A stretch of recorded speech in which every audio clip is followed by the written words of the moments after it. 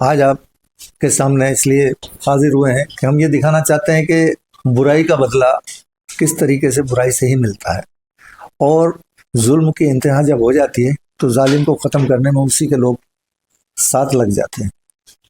अभी कुछ दिन पहले दिल्ली के अंदर सूफी संत अमीर खुसरो साहब की दरगाह पर एक फंक्शन में हमारे देश के प्रधानमंत्री मोदी साहब को बुलाया गया। वहाँ उन्होंने सूफी तहजीब और अमीर खुसरो साहब के बारे में कुछ तारीफ कर दी, जिसकी तुलना हजरत अमीर खुसरो ने जन्नत से की थी। हमारा हिंदुस्तान जन्नत का वो बगीचा है जहां तहजीब का हर रंग फला फूला है। यहां की मिट्टी के मिजाज में ही कुछ खास है। शायद इसलिए जब सूफी परंपरा हिंदुस्तान आई तो उसे भी लगा जैसे वो अपनी ही जमी से जुड़ गई हो।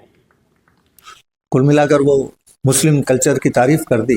सोशल मीडिया पोस्ट पर उन्होंने शाया किया तो उनके खिलाफ किस तरीके के कमेंट आए वो देखने काबिल बात थी। लोगों ने यहाँ तक भी कह दिया, इस तरीके के अल्फाजों का इस्तेमाल किया गया कि जो यहाँ बोल नहीं सकते। समित पात्रा और जो बीजेपी के समर्थक जो चैनल पर तारीफें करते हैं, उनके फोटो लगाकर यहाँ तक लोगों ने लिख दिया कि ये मेरा बाप नहीं हो सकता। यानी कि जो मुसलमानों की बुराई करते थे वो लोगों को ये दर्शाया गया कि ये हमारा बाप नहीं है। हमारे प्रधानमंत्री ने और यूपी के मुख्यमंत्री योगी साहब ने जो भी काम मुसलमानों के खिलाफ या एक कम्युनिटी के खिलाफ या सनातन को बढ़ावा देने की गरज से जो किए, जो माहौल उन्होंने इस तरीके से बना दिया कि लोगों के दिमाग और दिलों में इतनी नफरत भर गई। आज उसका रिजल्ट अगर वो उसी कम्युनिटी की तारीफ कर देते हैं तो वही लोग उनको किस तरीके से बोलते हैं, ये दिखाना, समझाना, कहना, लोगों को बताना हमारा उद्देश्य रहा। इसलिए ये बात कही जा रही है कि आदमी को इतना दिमाग वाश मत कर दो उसका कि वो तुम्हें भी जान से मार दे अगर तुम उसके खिलाफ हो जाओ तो। वो नौबत आज हालात ये बन गए कि जो माहौल इन्होंने अपनी सीट पाने के लिए किया तो वो इनके हाथ से कंट्रोल से बाहर हो गया। और इनका जो मकसद था सीट पाना तो है ही, साथ ही जिस पॉलिसी को लेकर के इन लोगों में नफरत भर दी गई उसका खमियाजा देश को भी भुगतना पड़ रहा है और दूसरे जो बुद्धिजीवी लोग हैं उनको भी भुगतना पड़ रहा है।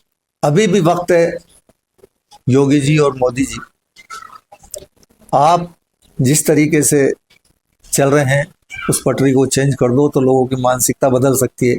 नहीं तो और जितना कट्टरता आप बढ़ाएंगे उतनी कट्टरता बढ़ते बढ़ते आपके लिए भी खतरा है, देश के लिए भी खतरा है। एसडीपीआई के राष्ट्रीय अध्यक्ष के फैजी साहब को ईडी के द्वारा गिरफ्तार करवा दिया। एक सोची समझी साजिश के तहत किया गया है।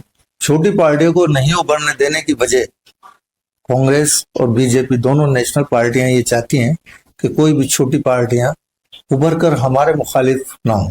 ये लोकतंत्र की हत्या है। उन पर जो आरोप लगाए गए कि ये इस्लाम में उसको बढ़ावा दे रहे हैं। Farooqi, let me begin with you. Just look at the kind of charges that are being made, not just in terms of the organization where individuals are shared, resources from the SDPI have been, or from the PFI have been used by the SDPI, and also talking about a common purpose that both of these organizations have, and thereby trying to reduce the differences between the two organizations. The true objective was to advance the Islamist movement. This is what has been stated by, in fact, the Enforcement Directorate in court. Your response to that?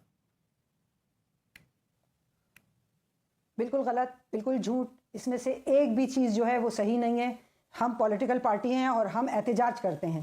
क्योंकि हम एहतजाज करते हैं और सड़कों पे आते हैं तो सरकार को हमसे तकलीफ होती है और उस तकलीफ का रिजल्ट जो आता है वो इसी तरह आता है। ये सारे इल्ज़ामात झूठ हैं। हमारा किसी से कोई ताल्लुक़ नहीं है। हमारा कोई इस्लामिक मूवमेंट का कोई लेना देना नहीं है। हम लोग लोकतंत्र में काम करते हैं। हम लोग कॉन्स्टिट्यूशन के पीछे काम करते हैं क्योंकि हम लोग वक्फ के लिए लड़ रहे थे और आवाज उठा रहे थे, इसलिए उन लोगों को तकलीफ शुरू हो गई। इनसे कोई ये नहीं पूछने वाला है कि जो हिंदुत्व को बढ़ावा दे रहे हैं उनको गिरफ्तार किया क्या? वो सारे खुले आजाद घूमते हैं, किसी भी तरीके के भाषण देते हैं, फंड होता है करोड़ों रुपए का वो हथियार चलाने की प्रैक्टिस दी जा रही थी। खुलेआम विवादित जो बयान दे रहे हैं लोग, हिंदुत्व को बढ़ावा दे रहे हैं, हिंदू राष्ट्र बनाने की बात कर रहे हैं, वो देशद्रोही नहीं है, उन्हें गिरफ्तार नहीं किया जाए।